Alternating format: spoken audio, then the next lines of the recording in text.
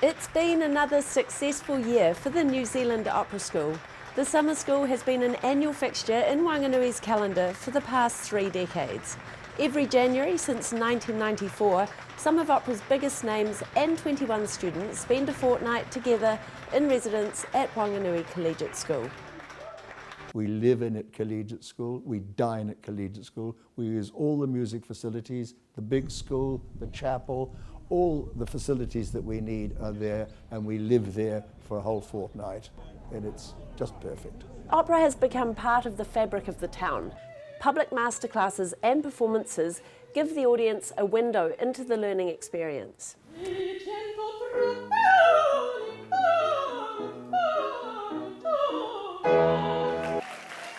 The idea came in 1993 when Trott, as director of what is now Opera New Zealand, was asked to attend a meeting with Auckland University. A letter came from a person who had been a teacher of mine and had helped me enormously when I was learning roles to sing in opera. Her name was Frances Wilson. And this letter came from Indiana, where Frances had gone to be the repetiteur or the accompanist to the students that were learning with Madame Virginia Ziani, a great Romanian Italian opera singer. This letter was suggesting from Frances, Madame Ziani would be prepared to come to New Zealand to conduct master classes for the university. But they already had engaged Sir Donald McIntyre to do master classes. When I heard that Virginia Ziani would be prepared to come to New Zealand, I got in touch with Frances, and to cut a long story short, ultimately that happened. And that was the catalyst for starting the New Zealand Opera School. The school was open the next year, with 3 main factors contributing to its continuing success. Number 1 was the support of the local community. Number 2 was the wonderful facilities of the Whanganui Collegiate School. Number 3 was the opportunity to sing in a European-style opera house. So that's why it was Whanganui. It becomes part of the community of Whanganui. They love it, they support it extremely well. If we were to do it in a place like Auckland, I don't think we'd even be noticed. The venues and scenic backdrops of Whanganui may provide the key to an international future for the city as an opera hub. The relatively low cost of production in Whanganui has the Opera Trust looking at expanding to online streaming, an increasingly popular option for audiences unable to attend live concerts. One always needs to look to the future, and I've always tried to do that. None of us is eternal. And you need to make sure that the future is secured in the place where it's been nurtured, developed, and enhanced. And this is the place where it's happened and where it's been. Benefactors and sponsors ensure the 21 students' tuition costs are covered, and there's never been a shortage of tutors.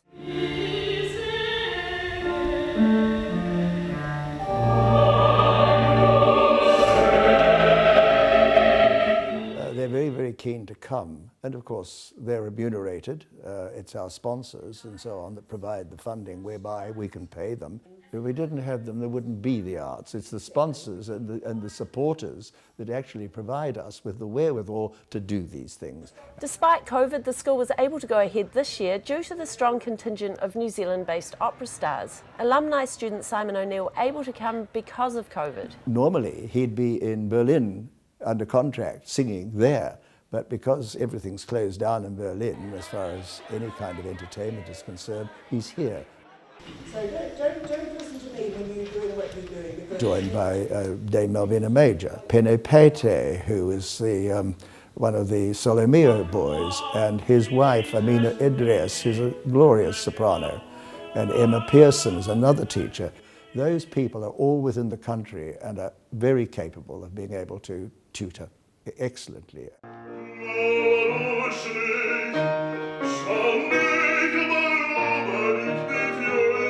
One of the priorities for New Zealand Opera and the school is to expose and educate a wider audience to the joys of opera. If you introduce people to this sort of work, they will become used to it and they'll love it and it'll become part of their lives. Trott has been the founder and driver of the New Zealand Opera School and its associated events for the past 27 years and will continue to mentor and share his passion for entertaining and educating. It should be conversation. It's kind of like recitative. Yeah? Yeah. Well, recitative in opera carries the story. It's the sung bits of the story. And then, of course, it'll break into an aria.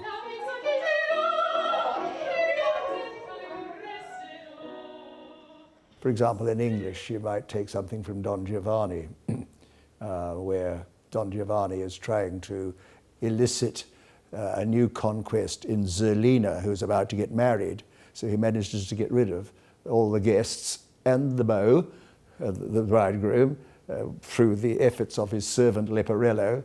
And he takes this woman by the hand and he says to her, "You see that little house there? Well, that is my house. And there, my dear Zerlina, we'll be united."